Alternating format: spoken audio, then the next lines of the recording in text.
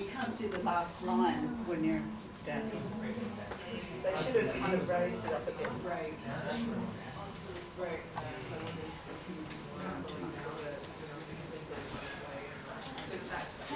How are you? So you 2 days when I started when you were off. Hi, how was your thing? Good? Happy there? Do you live on that side now or?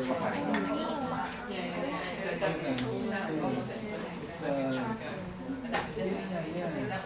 where did you live on the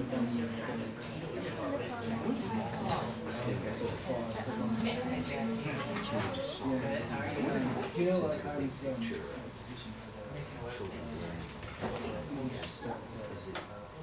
It's not ready yet. Where's last year's trajectory is phenomenal. One of the reasons why is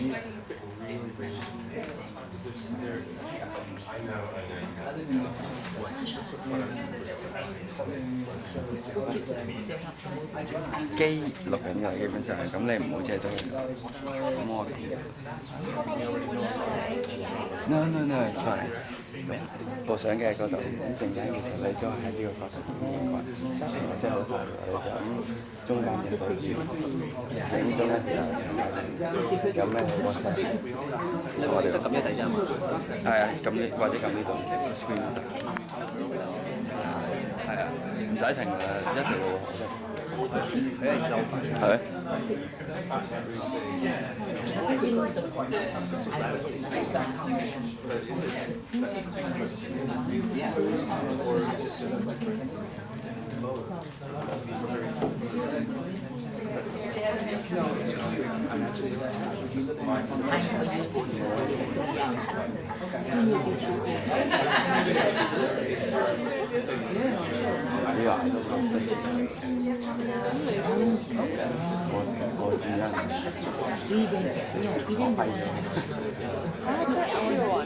我唔係你想我咧，我 Jason。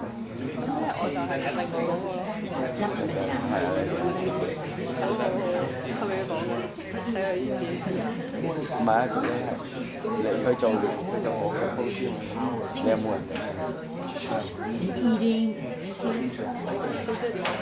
即係我唔係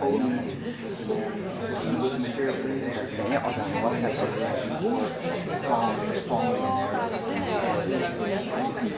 唔係啊，佢下咗之後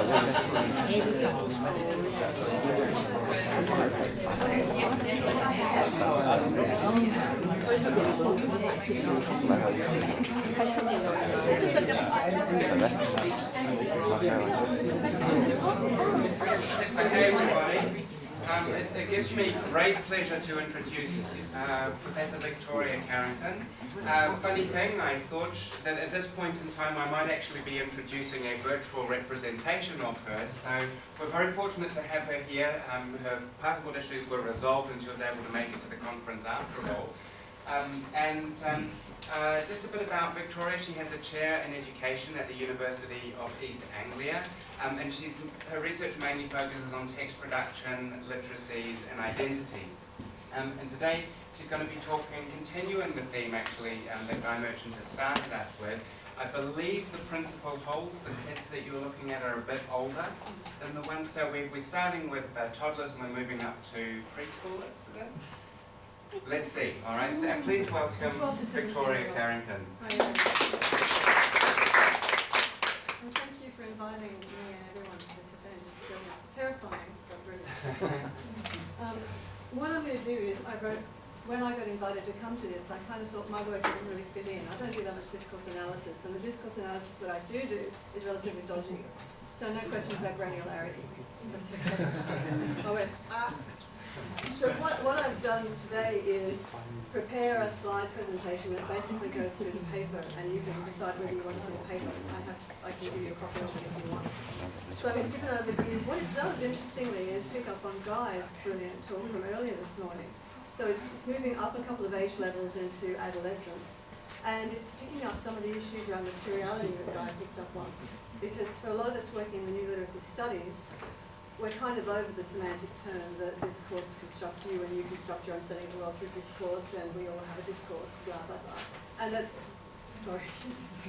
And there is a need to kind of reassert the value of materiality in how we construct discourses, how we engage in our everyday lives, how we perceive the world around us. And the work of Bruno Latour has been quite influential in that. I don't use Latour's work. I want to talk about a different approach that I've been taking, and you can love it or leave it. Yeah. So this is, it's a story about Roxy. Roxy, at the time of the interviews, was 17. I did surveys of 41 students. 8 of them I interviewed. This is one of the interviews. And it's quite an interesting thing about iPhone as a technological artifact, as an object, as a single object is what I'm looking at. So I'm putting together an assemblage of ideas. And I use the term assemblage purposefully because I draw from Manuel Delander's work on assemblages that he in turn drew from Deleuze's work on assemblages. And it's saying that rather than an ecological metaphor for the way the world works, the way literacy operates, the way schooling operates, the way nation states operate, where you need all the pieces together working in harmony to create a much more of a whole than the single pieces together, Delander would argue that there's too much tension around us for that to be working. What he sees is a world of assemblages, where pieces come together at different historical moments around different kinds of purposes. And I was trying to think of a really good example on the way here in the bus this morning, and I think the EU is a good example of an assemblage. The key thing about assemblages is it made of discrete parts. So things come together, discrete parts that operate and function in their own right come together to form an organisation, a social structure, an institution, and then parts of them homogenise and they develop internal rules that hold them together for an amount of time, and then they pull apart again in different times as tensions break them apart. And if you think about the EU, which I do because I live in England, it's in the news every day, and I think, why are you still in the EU? You don't want to be. It's an assemblage of different nations who operate independently, have their own internal cohesive rules and practices, but they come together in a political institution, a political and economic institution, which is not without tension, where things will break off and come together. So for me, it's a really interesting way of looking how the data works and how I put together theories to look at things. So what I've done in this paper is I've put together a whole lot of shifting layers. For a minute I thought that said sifting. A whole lot of shifting layers that come together for me in this analysis, but have standalone work that they do on their own. So I've been reading a lot of Daniel Miller's work on polymedia. So I've drawn in some of that. I'll come back to that in a second. I've constructed some object ethnographies, which I think are really cool. And I've published a few papers and given quite a lot of talks about how object ethnographies work as a really interesting analytic device. And my own background, and the background of many of the people in the room, of course, is in new literacy studies. And we understand that text is a social practice. You don't create a text without some kind of social purpose. And that purpose is, to all extents and purposes, a political purpose. You're sending a text out into the world to do work on your behalf. And the new literacy studies it encompasses new media and new literacies as well, and that's where I position my work mostly. But what I have found really helpful in understanding the Roxy story that I'm going to tell you today is Peter Paul Verbeek's work in post-phenomenology, which is hard to say. That could be a drinking game. Say it 3 times and you win something. For me, it's providing a really interesting way of understanding how people's perceptions and actions are articulated with and mediated through technologies. And this is where Guy was coming to in his talk, that the iPad actually does matter. It's not just a neutral technology that you throw at a kid. The iPad itself plays a role, as well as the apps that are on it and the adult supervision and the social context in which it's being engaged with. And I want to take that in a different direction. So this was the study. It's very small, very modest. I'm in the way, sorry. 41 anonymous questionnaires, 8 interviews, kids who are 12 to 17. This was done 12 months ago, so some of them have left school now, but they're starting to move into the top part of school. And the study was interested in their use of mobile phones and the narratives that they construct around them. So I guess that's where my fake discourse analysis comes into play. I'm shallow, I can do it.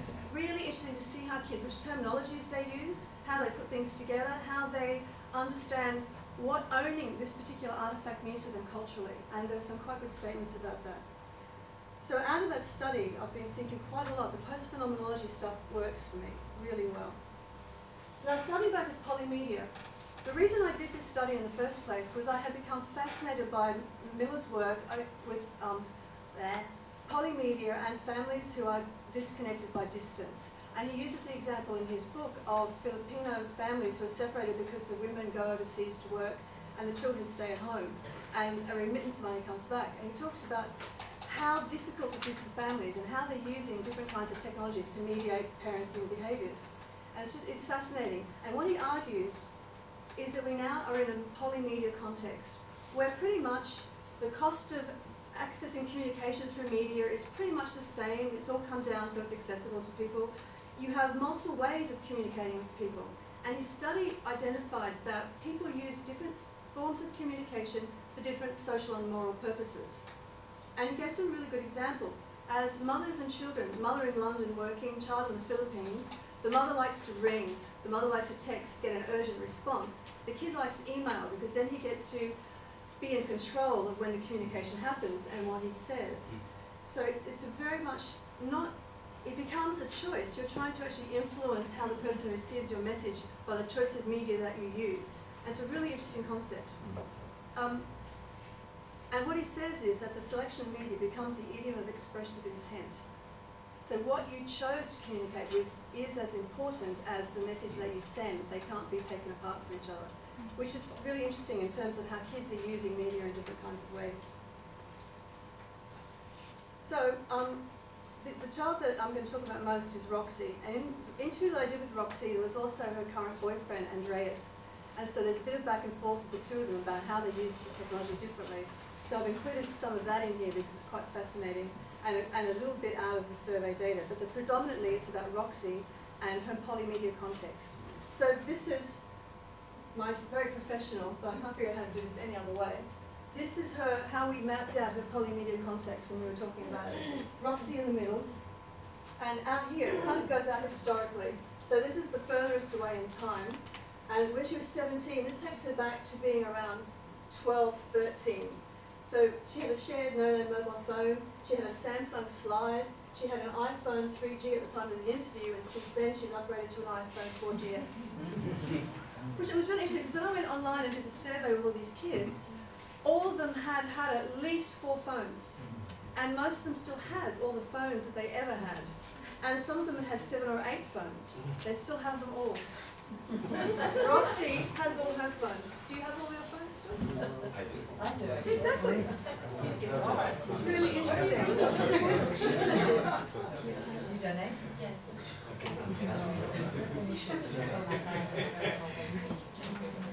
And in terms of what I want to argue in a second about the impact of post-phenomenology on how we can understand this, the fact that everyone has kept their phone is actually quite significant. I'm just thinking that as I'm talking. The other things that she has, back in the good old days, she had a shared desktop computer with dial-up internet. Then she was given an E. Then she had a very own laptop for school. As she grew older, she got a laptop of her own, not the family old PC. And then she had PlayStation 1, and that's kind of gone away. And then this is the more recent one when I did the interview. These are all broadband connected, they're all Wi-Fi in the house. She has a PlayStation 2, a Nintendo Lite, also still has the Nintendo DS from when she was younger, an iPad 2 with Wi-Fi, a laptop Wi-Fi enabled, she's got 4GS and cable TV and DVR. Now this is her polymedia context, and it's not unlike what most kids of that age group in the North have. It's not unusual at all. Lots of phones, lots of digitally enabled technologies in the house. Now when you think about the polymedia thing, and it becomes a moral and social choice about how you communicate, which device you choose and which app you choose, because these are all the apps that she was using at the time, it becomes really interesting. The technology does play a part in how people are mediating their everyday lives. So what I've done in my brilliant manual delayed assemblage, and I started with an object ethnography. And it's an approach I stole from some poor guy called Seth Fowles, who ran it as a seminar program in his anthropology course. And I thought, this is very cool. And we tried it out with Legos, actually. Do you say Lego or Lego?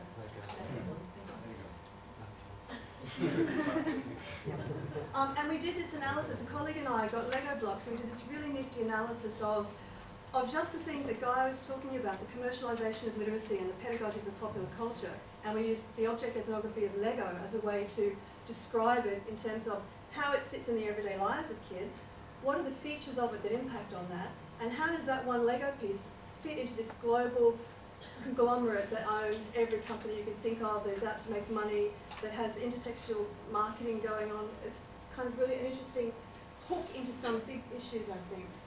It's located in the New Material Studies, and it's interested in how the material and the social mediate each other. And it draws as well from Daniel Miller's view of the centrality of stuff, his argument that stuff actually matters.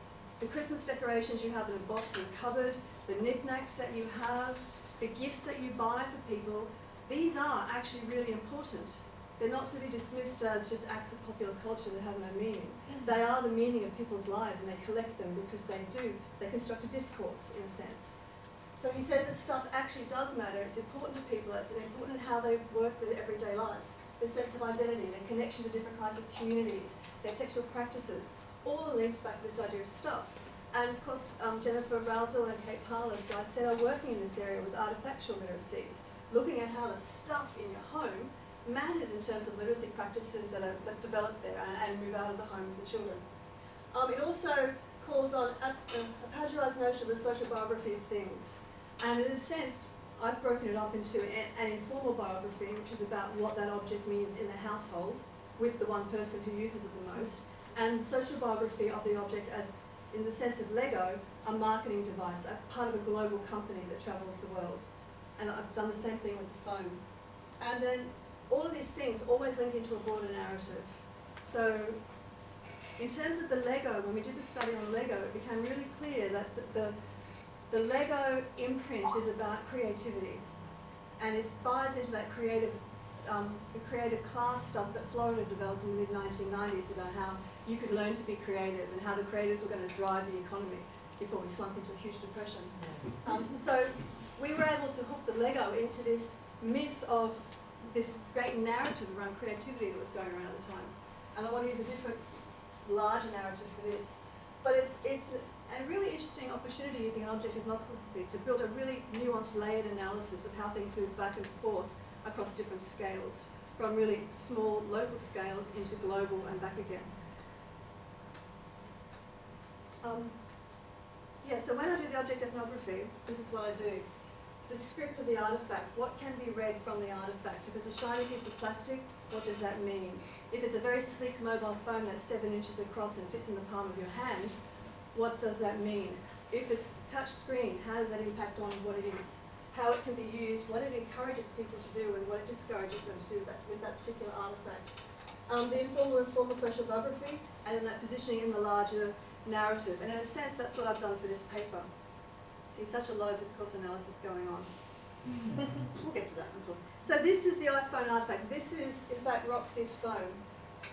I'm so proud of this phone. I mean, I'll come to kind of the conversation that we had about the phone. Anyway, we all had one of these when they first came out. This is the second iPhone to come out. Yeah, I still have ones and loved it. If it would do all the stuff, I would still have it. But this was the first, one of the very first smartphones. And it was got 3GS, it has storage, you can put music on it, it was groundbreaking. This is what opened up the smartphone market that we're living in now. It's sleek, it's hand-sized, it's got a touch screen. It has a particular script built into it. It encourages you to use it in a particular way. It's this size, so you hold it in one hand. It has a really small touchscreen keyboard, so you use one thumb, we use 2 thumbs. My daughter uses one thumb faster than I can use 2 fingers. Which freaks me out every time. So the way it is designed, what the designers put into it, impacts on how you use it in quite direct ways, in fact. It's Wi-Fi 3G, so you see everybody running around McDonald's getting free Wi-Fi on their phone, or in the libraries. People are using the phone in a particular kind of way because it's Wi-Fi enabled. It has a relatively poor quality camera, as opposed to the ones now, but it was a camera, no video. So Roxy was doing no video recording. She was taking lots of poor quality photos and then putting them up onto Instagram. And of course, the thing that sets the iPhone apart, that has impact on how people use it, is the relationship between the App Store and the iTunes Store and the phone. It's a symbiotic relationship. You need both of them to get your phone working properly. So that's the object, that's the material analysis of the phone. In terms of its social biography, chat talk fast. Right, Roxy loves her iPhone. Now I want to stop there. When Daniel Miller tells us we live in a polymedia context, and we all shake our heads because that is really familiar, we can see how that works. What he's arguing is that people pick and choose technologies to do different kinds of things. Roxy has all of these things. She has all of these things that are internet enabled that she could be using to communicate with people in different kinds of ways. Out of all of those, she has chosen to make the iPhone the thing that she uses. It's her constant companion, and partly that's the script, partly that's how it mediates her life. So I became quite fascinated in what is it about this thing that makes her keep it with her all the time, that it becomes the primary mode of communication for Roxy. And these are excerpts taken from the conversation that I had with her. She loves her iPhone. I love my phone. It's changed my life. Now this was a theme that came up throughout this conversation, her love of this phone and how it has changed the way she lives her life. Just having an iPhone is special. Huge amounts of cultural capital attached to having an iPhone for kids in this age range. It's really interesting. It comes up a lot. And it comes up in relation to, it doesn't need to look any prettier. She goes, it's beautiful just the way it is. Her particular phone, because once you take away the Apple look of it, the cultural capital diminishes. So they're very careful not to do too much customization. And the way the phone is set up, remember 10 years ago we all had things hanging from our phones? You can't do that with an iPhone. So it's quite hard. And you don't see many people doing it. So the actual styling of the phone, the script discourages that. But what it does amplify and encourage are the use of personalizing apps. Screensavers, I've got a robot, I've got your personalized music mix, your personalized photos, you've got your mix of apps that set you apart from anyone else who's got an iPhone, because that's how you customize your phone to yourself. And this one was particularly special for this girl who knows the cultural capital and who loves her phone. This was a hand-me-down phone, and she jailbroke it herself so that she could get a prepaid card in it and she could use it. It had been on a plan, and the plan had run out, and the parent had kept the phone and they had just given it to her, and she had actually looked up how to do it herself. So the drive to get this phone working was very strong. She's a very cool kid, actually. And as I was saying, she has personalised this phone and she's embedded it in the everyday, and she says things like, I put backgrounds on, I change the themes, I get different rings, I put a case on it.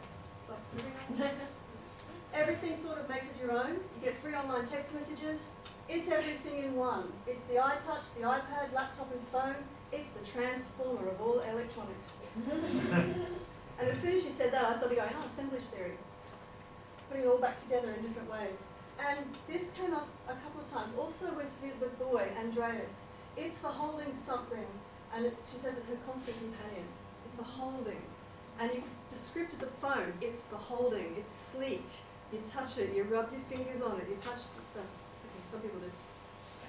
But the way it's designed encourages you to hold on to it and to keep it with you. She's also developing these really strong discourses of technology. Now these all came out in the interviews. Ringtone download, internet messaging, new iOS 5 operating system, pull keyboard apart, apps upgrade, prepaid, Android, Apple, Samsung, jailbreak, 3G. She's got a whole discourse around technology that just comes through the conversation. And the names of apps come out everywhere.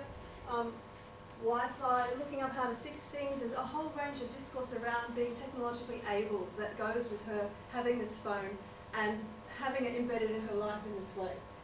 The affordances of the phone, the script, the way it's designed encourage these things.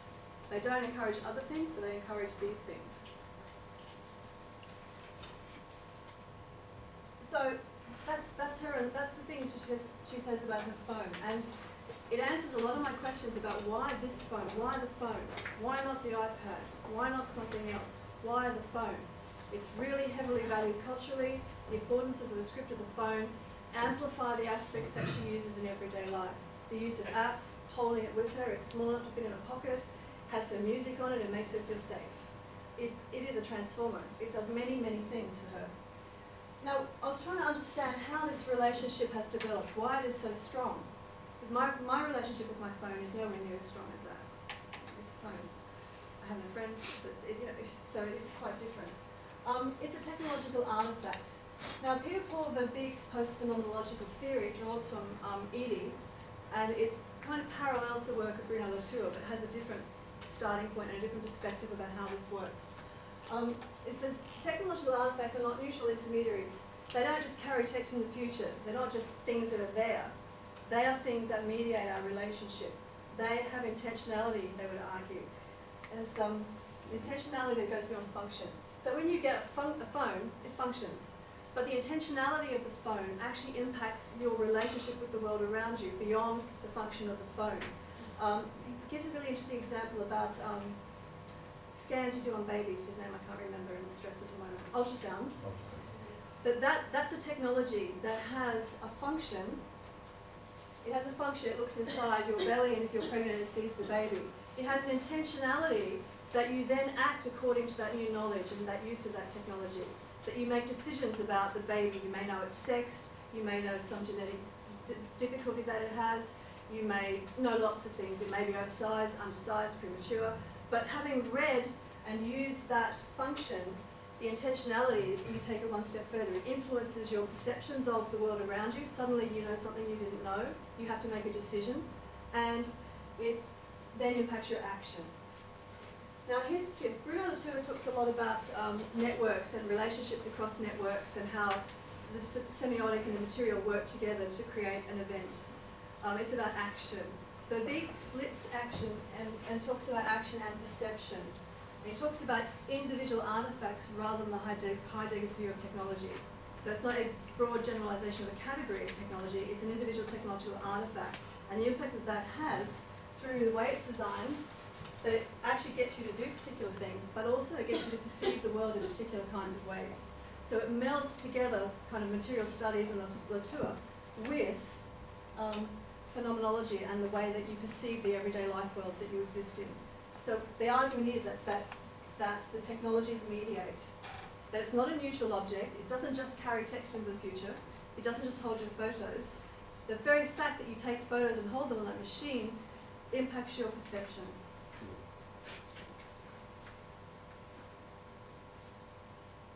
So, that's what I think. I think that Roxy's iPhone is a mediating technology for her, and it does impact her actions, the way that she uses the phone, where she goes, what she does, how she speaks. It also impacts her perceptions of the world around you. So I want to look at the actions. These are the things that the phone, the script of the phone, the way the phone is designed, the message that it sends out, the way it interacts with you, encourages. She's jailbreaking it. She personalizes the apps. She likes to hold it and she likes to keep it close. These are actions, things that the phone gets her to do. She's always upgrading. This is an action. Everyone upgrades their phone constantly. The reason she was very disappointed at the interview was the iOS 5 operating system would not be supported on the phone that she had at that time. And so she was all upset that she wasn't going to get Siri and she wasn't going to get all the cool apps because her phone was no longer being supported. And she had this quite technical conversation. Her actions, she texts and she messages constantly, not just once a day. If you've got teenagers, it's once a second. It's ongoing conversations using the function of the phone. It's the use of the internet. It's about display. It's about having the phone on display and harvesting that cultural capital that comes with it. The phone is a really valued artifact in our culture, and it's on display in her hand most of the time. And she uses the apps. What I found out during the interview is that she does not go to Google and type in a search thing or go through Google or Safari to find Facebook. She clicks on the Facebook app. She doesn't go, what's the weather in London? She clicks on the weather app. So her accessing of the internet is quite different to mine. I always go straight to a search engine. She uses the app. So the use of apps is really important because that's kind of her portal to all the things that she's customized and wants to go to. And her actions, she's creating text, she's taking photos, she's uploading those photos to Instagram, she's downloading information, she's running a couple of social networking sites, and she's navigating using the map app, and she uses Ad Alarm, and she keeps her music and her games on there as well. These are all actions. So it actually influences her action just by the functionality of the phone. What is interesting for me, I think, is what it does to her perceptions. Because taking a post-phenomenological approach means that you're interested in how perception and action are mediated by the technology, and then as a user, how you reshape the technology over time to suit yourself as well. So her perception is that there's a huge amount of cultural capital to be had by having and displaying an iPhone. And that's fair enough. You see everyone's on the street with their iPhone out. Every child is out there. I've got an iPhone. Old people too, unfortunately. It's like Facebook. Whatever comes along that's cooler than the phone, they're all going to move to that because old people have iPhones now. And everyone's leaving Facebook. You know everyone's leaving Facebook, don't you? Yeah. Evil place. Snapchat. Yeah, and there's one called, can't remember, there's another new one that's just been set up. Her perception is that she lives in a world with continuous upgrades, continuous change. That when you get on your computer or you get on your phone, there's always an update that you can download for one of your apps or for the phone's operating system. Life is about constant change, constant upgrades, and it comes through in the way she talks about it. She has a perception of living in a shared online space. One of the things I've been trying to get at is how to understand how young people understand online, offline. Because for me, I'm still trying to bridge online and offline, but there's no divide there. And I've got 2 doctoral students in different ways trying to build a vocabulary for us to talk about it. It's difficult. But for her, it's just a back and forth, a seamless flow, using her phone to her shared online space, to her contacts, to any kind of information that she wants.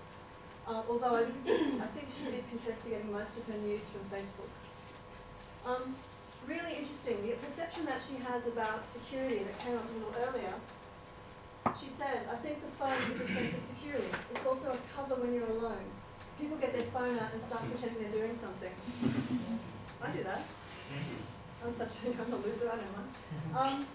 But also, if I'm sitting on the tram and some creeper is looking over at me, I know the phone is right there. She has this perception that she is much safer out in the world because she has a phone she can connect to someone on. I think that's a really interesting point. And then this is Andreas actually, I always think it gives you a sense of security. If you're walking around in the dark, you don't feel so alone, I guess.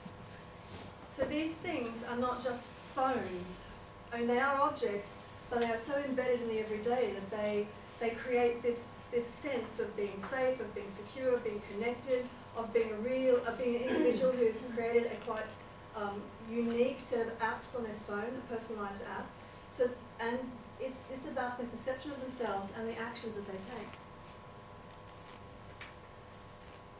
So the last step is to put this into a larger narrative. And the one that I think fits the best is that idea of things being always on. DEWS 2012 has an interesting report online where they talk about, they interview kids in the first year of university, and there's this perception of being always on, of living in rather than living with. And that's what my doctoral students are trying to get at, the living in instead of the living with. And they're chasing these poor kids around everywhere.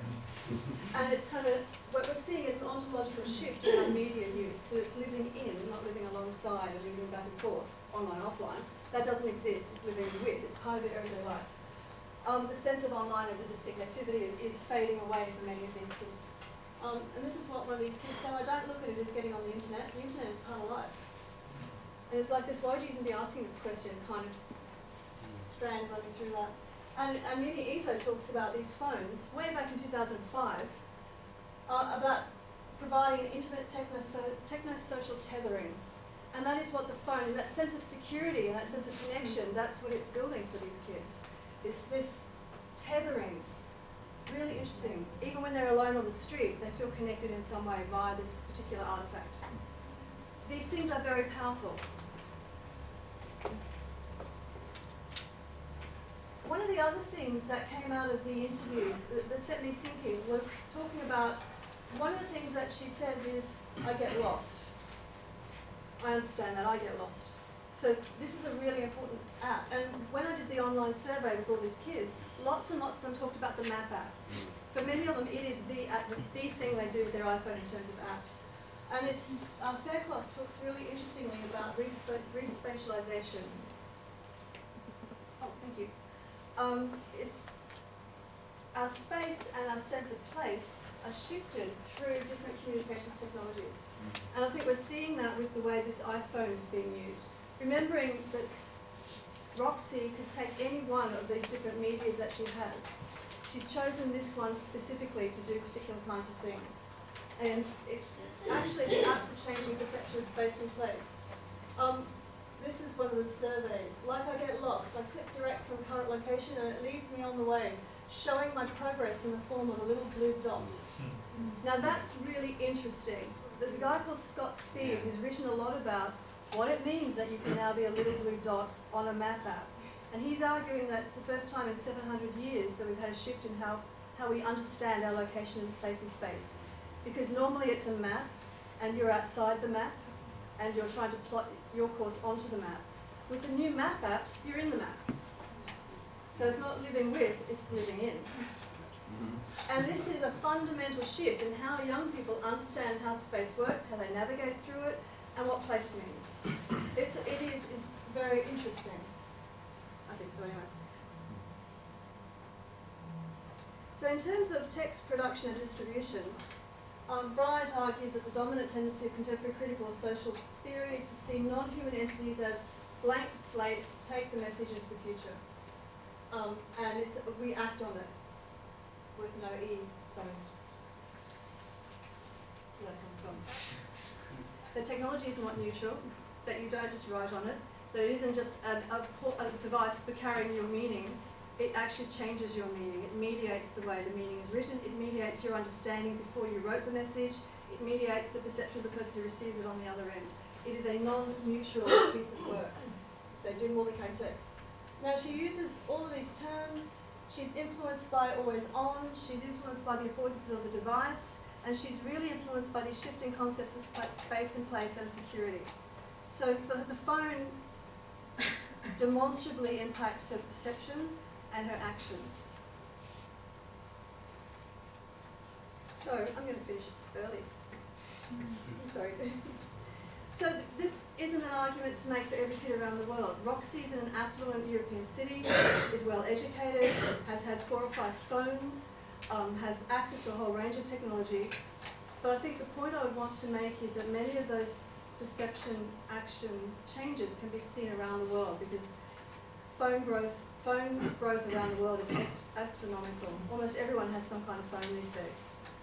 Most of them are smartphones now. This is coming. This is changing the way that people see how the world works around them. And Miller argues that stuff matters, and I think I agree. Stuff actually does matter. Stuff matters whether is the garden gnome in your garden, but it matters more if it's the device that you use to access the world. It really does. And what I thought was interesting is, in terms of education, as also people were saying in the earlier conversation, unless you know what kids are doing, you can't construct interventions that assist children who need help. You're just guessing. You don't understand their perceptions and their actions around technology and how those things shift over time. How can you plan interventions that make access to the cultural goods of our society available to them? It's not possible. So for me, this starts to answer some of the questions that I had about why the phone, why is it so important, how does it impact their text production, their identity production. And that's me. Thank you so much.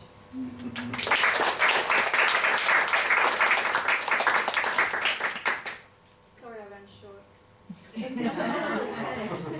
My guilt at not doing discourse analysis overtook me in the end. The one advantage is that we now have more time for discussion. Oh, so super. we can discuss until about 12:15 according to our schedule, and if you'd like to address questions to... I don't know. Well, because you're facilitating All right. the conversation. Okay, so let's start over here. Thank you for running short. I don't think I've ever heard anybody announce, sorry, I ran short. I normally go over.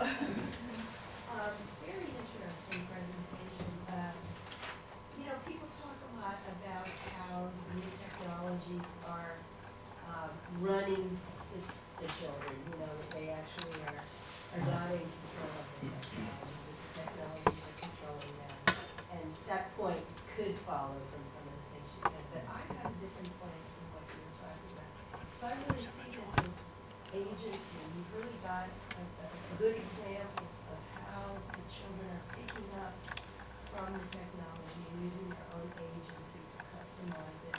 It kind of reminds me of the idea of a tinkerer, somebody who gets all the bicycles and makes them new, or takes found objects and puts them together in some kind of new way.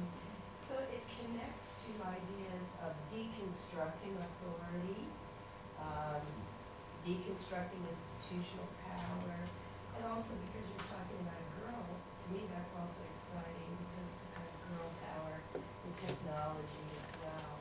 So I see a lot of interesting themes there that could connect to something to do with the inventor, the everyday inventor, the rugged individualist, these sorts of things. So it could counter some of that discourse that's talking about technology swallowing everything else. Thank you. Yeah, I would never argue a determinist pathway for technology. I just had a doctoral student who used post-phenomenology to unpack Iranian children's use of Barbie dolls. And one of the really interesting things that came out of her research was, yes, there is this very strong script or way that they want you to use it, the long hair and the skin and the eyes. And these kids altered them, they re-scripted them because they didn't meet their cultural needs. So I think that's really interesting. Did they dye the hair? Dyed the hair, cut it off, put tattoos on. Because they're Iranian families, they have particular kinds of package and beauty that they would get, so they put them all on the dolls. They turned one into a boy. All kinds of really things. And the analysis was that they were using these to mediate their way into a new culture. Because the dolls don't represent them, so they made them represent them. It was just fascinating work. It's very good. So yeah, I don't think technology determines anything. I think it's a mediation. I didn't know, I mean, a lot of people are trying to argue. Yeah. David? Yeah, that leads to my question. I was thinking, because I saw the word intimate up there quite a bit, it reminded me of Sherry Turkle from MIT, who's very savvy at creating sort of one-liners and things to remember. She has this line that she claims that new media technology is becoming the architects of our intimacies. And she makes that argument in her new book, Alone Together, where she has this one-liner. She says, from my studies of adolescence, I found that students in the past, or children in the past, felt something and had something to say, so they would call somebody, but now they want to feel something and they want to have something to say, so they text somebody or they do some kind of interaction. So I guess there's two questions out of that tie into Sherry Turkle. The first one is, did you see anything that would match her observations of adolescents that they want to feel, therefore they use, as opposed to they feel, therefore they use? And second, do you agree that that these phones in some ways become architects of intimacies, or is that lending too much to the artifact in your view as a two-determinist sort of? Anything along those lines? The first question is a little deep, so I'll come back to that. In terms of, I mean, from your talks with these students, did anything similar to that pop up? whether the phone is the architect of their intimate lives online, think for themselves. I think the point that I'm making is if you take a philosophy of technology approach, you have to acknowledge that the technology just doesn't sit there, that it does do something. It doesn't do everything because it's in a relationship with the person who uses it. So without someone using it, it has no role in a sense. See what I mean? So when Roxy uses the phone, this is, because I'm just trying to work this out myself to see if the theory applies. Roxy uses the phone, they meet together, they create the everyday experience that she lives within her everyday life world. So it's not about the phone directing her. The phone amplifies some aspects, like it gets her to hold it because it's sleek and touchworthy and small. It gets her to put music on it because that's what it does and it's attached to the phone store.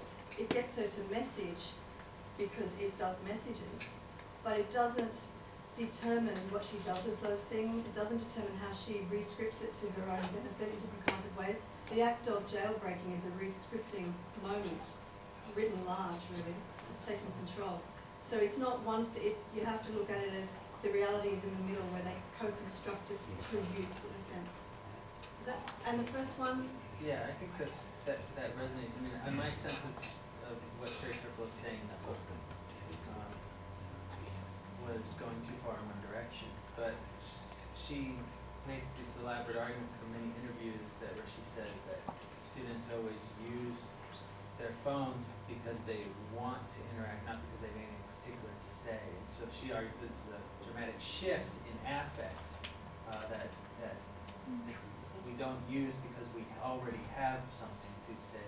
We're not projecting something from social interaction out to somebody else, but we're rather creating it now through the phone. Sure. And that would be Ito's intimate social tethering. That's what it's about.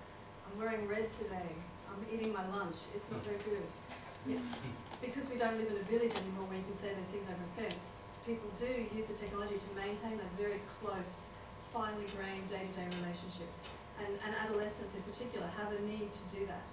And the phone, of course, as we've all read in the research that people are agonising over, is it gives them a space where they're not patrolled by their parents. I mean, there's a had to be said. So it does provide for social spaces that have been taken away from young people. That's why social networking spaces, I think, are so popular, because there are no public places for young people to hang out anymore. That is their place for hanging out, and it's for reinforcing the everyday relationships that you do through intimate, nothing conversations. And that's the polymedia thing, because the cost of it is pretty much the same no matter which you use. You could use anything. For me, the interesting thing is, why does she choose this anything? And why is it so embedded? I think it's a powerful technological artifact in the everyday life of this young girl. It is how she mediates the world. It's how she sees herself. It's how she connects herself to all those bigger narratives around being creative, being an urban dweller, being a teenager. She connects herself to a whole range of things, plus to all of her day-to-day communities that she's in. Okay, so we've got a question from Phil and Rodney and then Shirley. I just wanted, because Guy was talking about iPads and you were talking about iPhones, I wanted to just raise a question about, well, a long time ago, like when iPod came out, and I had an MP3 player for a couple of years. I remember somebody showed me an iPod. We had this really bizarre conversation where I kept asking, do you mean that's an MP3 player? Is it an MP3 player? And she said, no, it's an iPod. It's different. And so my question really is, does that make a difference that we are talking about, that you're talking about iPads, not tablets, and you're talking about iPhones, not phones, because sorry? It's because there is this narrative around But Apple products. yes, no. But my question really is that Apple, like Starbucks, has been very, very successful in getting people to sort of adjust, this is discourse analysis, adjust their language so that it's very difficult to talk about a mobile phone without talking about an iPhone. Because the whole language that we used to talk about mobile phones is iPhone language, and then an Android phone doesn't seem to be a phone anymore. It's its own space. So I wonder how you experience that, any difficulty in sort of There's a the guy called language that you Alibaba yourselves use.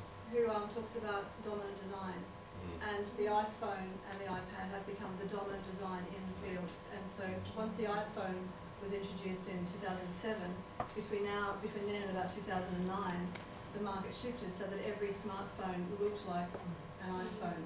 So I think I picked the iPhone because that was the phone that this kid was in love with. But her love affair with it is built into those larger narratives, absolutely. But it's also built into the functionality of the phone. But yeah, I think dominant design, and that's how it works. Yeah, I mean, I agonise over this one, whether to call it tablets or iPads. It actually was iPads in my research, but it is a difficult area. But the question is, does that then change the way that you talk about it? Sorry? Do you feel that then changes the way that you think and talk about it when it ceases to be a tablet and becomes an iPad? Do you then feel that maybe you are using a different language?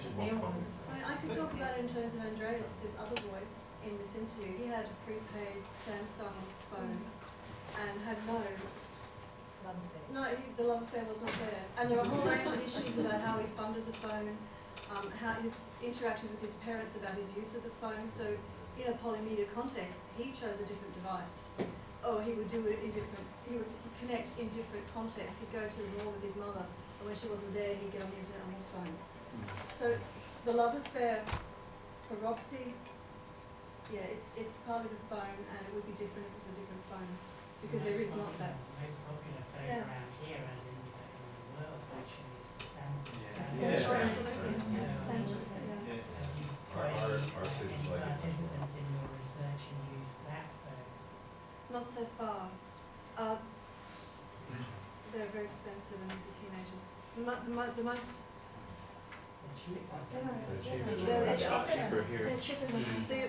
most kids had iPhones that had Blackberries, and a lot of kids have Blackberries because they get the free phone to phone texting. Don't you think part of her love of that phone was that it was an older phone that she fixed up Oh, herself? yeah, absolutely. It wasn't just I think it's important to remember that we're talking within a real bubble, because we are the Apple kind of class as the elite creator. Like I think you said, the biggest selling phone in the world is the Samsung Galaxy, for many good reasons, because you're not tied into Apple and they have proprietary. The whole BlackBerry thing is really, really interesting as well. And I think it does make a huge difference. So in terms of the riots in Britain in 2010, people were really surprised that they didn't take place on Twitter, they took place on BlackBerry, because it's this kind of flow of communication. And there were all sorts of affordances and scripts of those phones which work for that demographic. I think it's a danger we kind of turn into these kind of Apple evangelists. But I'm interested in the research that Esther Adjeta does on class and technology is really, really good. She looked back in the day at the differences between the MySpace class and the Facebook class. It's research from the US Army. And there's a similar thing now with Android and with iPhone and with BlackBerry. And so there's all these gradations. And I think the idea of the digital divide is still really, really important. Both in terms of access to and 7 million people in Britain haven't used the internet. So this idea of everyone's online is but there are also these second order digital divides as well between whether you have an iPhone 4 or an iPhone 3. So all these differences are really, really complicated.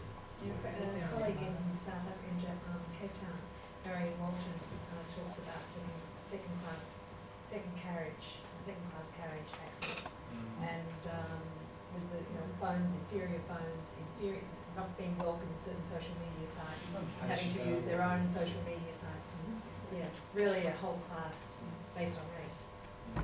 I wonder if I could into the more critical dimension now.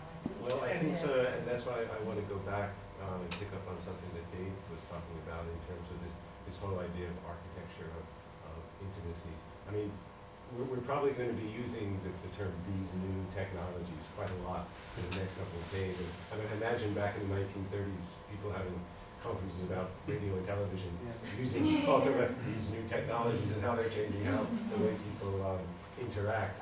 I mean, I think that Sherry Turkle makes a good point, but I mean, for me, the most interesting thing about studying digital technologies is how much they teach us about other technologies, how much new technologies teach us about old technologies.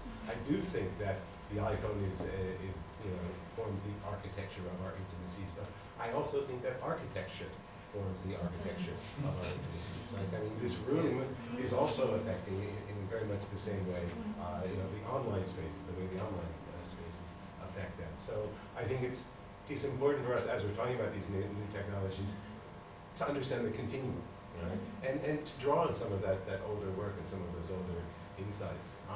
And another thing I was thinking about was the idea of the phone or online spaces as a way for kids to get away from their parents, or to create spaces that are not so easily policed by their parents. And I'm well on board with that idea. I think that's true. But on the other hand, and this is something I'm going to be talking briefly about it in my talk this afternoon, we also have to remember that these devices are not just devices that we use to connect with the world, to take things from the world. These are also sensors. And they are constantly gathering information about us and sending it places that we may not actually be aware of. And I mean, just on a very kind of rudimentary level, I know that a lot of parents, especially if their kids are young enough that they haven't figured out how to turn this off, is they're using the Find My iPhone To work out function. where they are. It's not about finding your iPhone, it's about finding your kid.